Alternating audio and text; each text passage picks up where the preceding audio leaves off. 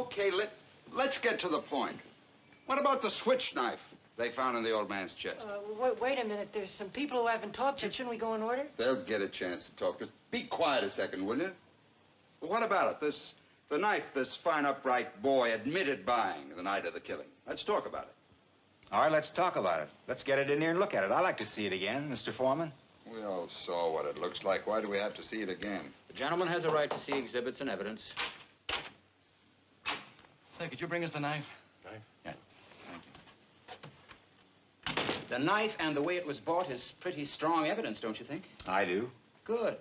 Now, suppose we take these facts one at a time. One, the boy admitted going out of the house at 8 o'clock on the night of the murder after being slapped several times by his father. No, he didn't say slapped. He said punched. There's a difference between a slap and a punch. After being hit several times by his father. Two, he went directly to a neighborhood junk shop where he bought one of those... switch knives. Switchblade knives. This wasn't what you'd call an ordinary knife. It had a very unusual carved handle and blade. The storekeeper who sold it to him said it was the only one of its kind he had ever had in stock. Three, he met some friends of his in front of a tavern about 8:45. Am I right so far? Yes, you are. You bet he is. He talked with his friends for about an hour, leaving them at 9:45. During this time, they saw the switch knife. Four, they identified the death weapon in court as that very same knife. Five, he arrived home at about 10 o'clock. Now, this is where the stories offered by the state and the boy begin to diverge slightly. He claims that he went to a movie at about 11:30, returning home at 3:10 to find his father dead and himself arrested. He also claims that the two detectives arrested him and threw him down a half a flight of stairs. Now, what happened to the switch knife? He claims that it fell through a hole in his pocket on the way to the movie sometime between 11:30 and 3:10, and that he never saw it again.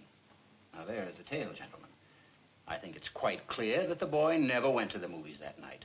No one in the house saw him go out at 11:30. No one at the theater identified him. He couldn't even remember the names of the pictures he saw. What actually happened is this. The boy stayed home, had another fight with his father, stabbed him to death, and left the house at 10 minutes after 12.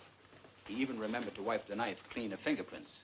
Now, are you trying to tell me that this knife really fell through a hole in the boy's pocket? Someone picked it up off the street, went to the boy's house, and stabbed his father with it just to test its sharpness? No, I'm just saying it's possible the boy lost his knife and that somebody else stabbed his father with a similar knife. It's just possible. Take a look at this knife. It's a very unusual knife. I've never seen one like it. Neither had the storekeeper who sold it to the boy. Aren't you asking us to accept a pretty incredible coincidence? I'm just saying a coincidence is possible. And I say it's not possible.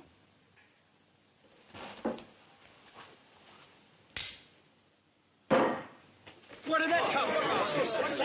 It's the same knife. Think you're doing? Where did you get it? I went out walking for a couple of hours last night. I walked through the boy's neighborhood. I bought that in a little pawn shop just 2 blocks from the boy's house. It cost $6. It's against the law to buy or sell switchblade knives. That's right, I broke the law. Listen, you pulled a real bright trick. Now, supposing you tell me what it proves. Maybe there are 10 knives like that, so what? Maybe there are. Well, what does it mean? You found another knife like it. What's that, the discovery of the age or something? You mean you're asking us to believe that somebody else did the stabbing with exactly the same kind of knife? The odds are 1,000,000 to 1. It's possible. But not very probable. Okay, fellas, let's take our seats. There's no point standing around all over the place. You know, it's interesting that he'd find a knife exactly like the one the boy bought. What's interesting about it? Interesting. Well, I don't know. I just thought it was interesting. There are still 11 of us here who think he's guilty. Right. What do you think you're going to accomplish? You're not going to change anybody's mind. So if you want to be stubborn and hang this jury, go ahead. The kid will be tried again and found guilty as sure as he's born. Probably right. So what are you going to do? You know, we can be here all night. It's only one night. A boy may die. Well, why don't we just set up house here, huh?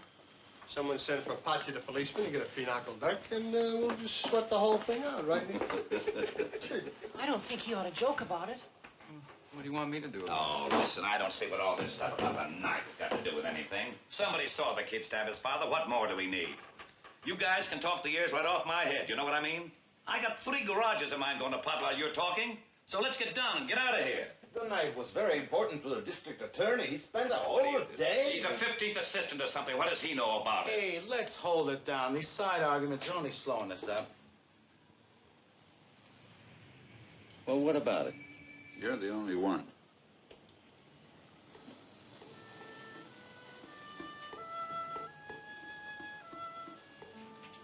I have a proposition to make to all of you. I want to call for another vote.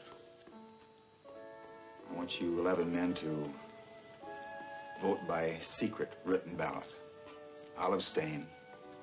There are 11 votes for guilty. I won't stand alone. We'll take in a guilty verdict to the judge right now. But if anyone votes not guilty, we stay here and talk it out. Well, that's it. If you want to try it, I'm ready.